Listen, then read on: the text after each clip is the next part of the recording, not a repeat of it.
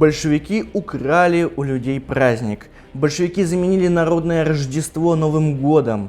Святой Николай был заменен Дедом Морозом, гласят заголовки правых изданий. Давайте разберемся, опять врут или в этот раз правые?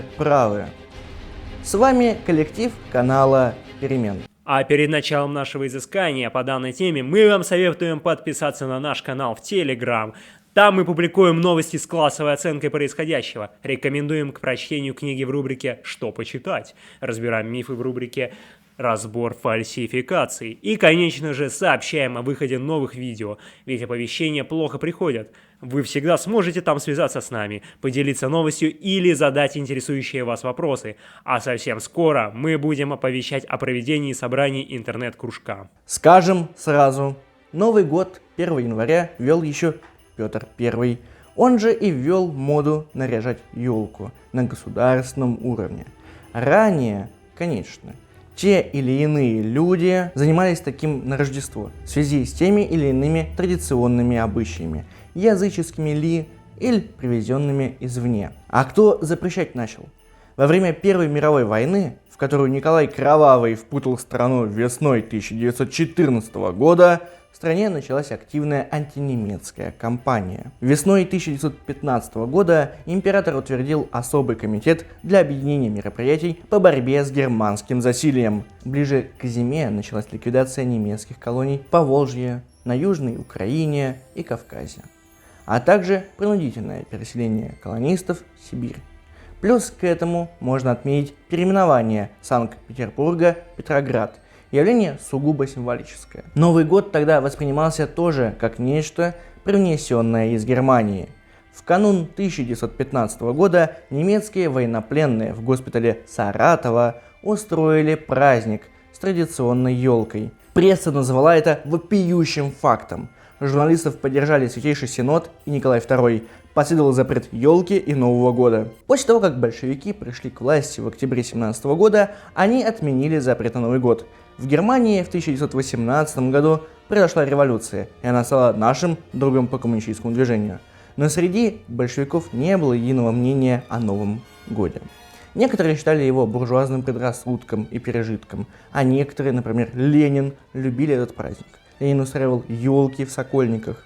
Есть даже рассказ об этом «Елка в Сокольниках». И это не просто праздник, а еще и социальный подтекст. До революции Новый год с елкой был для русских крестьян барской забавой и иноземным новшеством. И вот 6 января 1919 года, когда Ленин ехал на елку в Сокольниках, на него напали налетчики Якова Кошелькова. Они выбросили Ленина из машины, приставили револьвер к виску, обыскали карманы, забрали деньги, документы и браунинг. Охранники и шофер не сопротивлялись, чтобы не подвергать опасности вождя. Кошельков не узнал Ленина и потом жалел об этом. Он сказал подельникам, что если бы взял Ленина в заложники, то можно было бы потребовать в обмен на него выпустить всю бутырку. Ленин, пережив стресс, сразу же взял новую машину и приехал на елку. Он шутил, водил хороводы, угощал конфетами и подарил каждому по подарку, по трубе и барабану.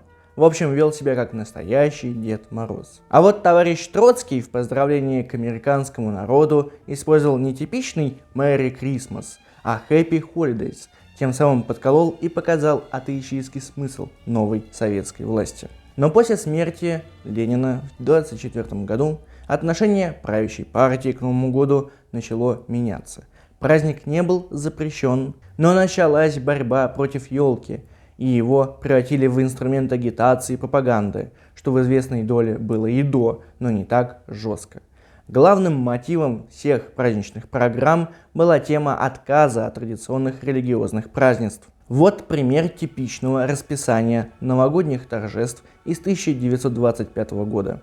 В одном отделении доклад «Нужна ли пролетариату религия?», во втором – концертные номера, игры и танцы. В 1927 году риторика в отношении праздника Нового года изменилась. Если открыть газету «Вятская правда» за январь 1927 года, то уже в первом номере можно найти несколько статей, направленных против устоявшихся представлений о Новом годе. Если до 1925 года елка, несмотря на начавшуюся атеистическую пропаганду, оставалась частью культуры, то начиная с 1927 года против конкретно елки как главного рождественского атрибута началась настоящая война. В том же 1927 году Сталин заявляет, что антирелигиозная работа ослабла, и ее нужно усилить. 24 сентября 1929 года был издан декрет Совнаркома, отменяющий все праздники, кроме 7 ноября и 1 мая. Новый год, пострадавший за кампанию с религиозным праздником, стал обыкновенным рабочим днем, а елка была названа религиозной пропагандой. На советских идеологических плакатах конца 20-х годов можно увидеть такую картину. Стоит растяпа мамаша с ребенком, смотрит на елку с Дедом Морозом, а из-за Деда Мороза выглядывают главные враги советской власти – поп и кулак. Этот запрет на рождественскую елку продолжался до декабря 1935 года. После открытого письма Постышева поступило разрешение елки как элемента новой советской новогодней культуры праздника. Сам Павел Постышев после этого прожил недолго. Он был профессиональным большевиком, но в 1938 году его репрессировали. Под пытками НКВД Постышев признался, что был контрреволюционером и работал на японскую разведку. В феврале 1939 года его расстреляли в Бутырской тюрьме. А что сейчас?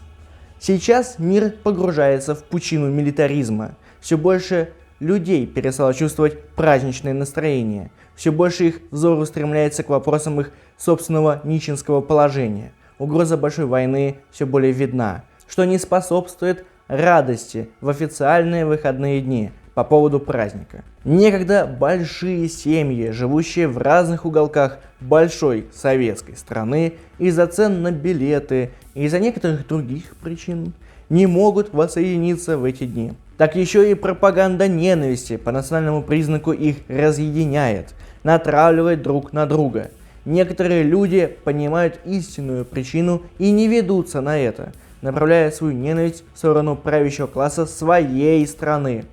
Наше время тяжелое и трагическое время для народных масс всех стран. Но в такие времена народные массы многому учатся.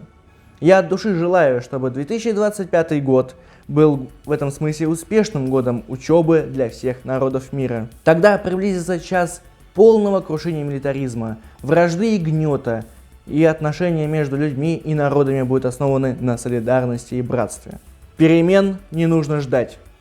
Перемены надо готовить.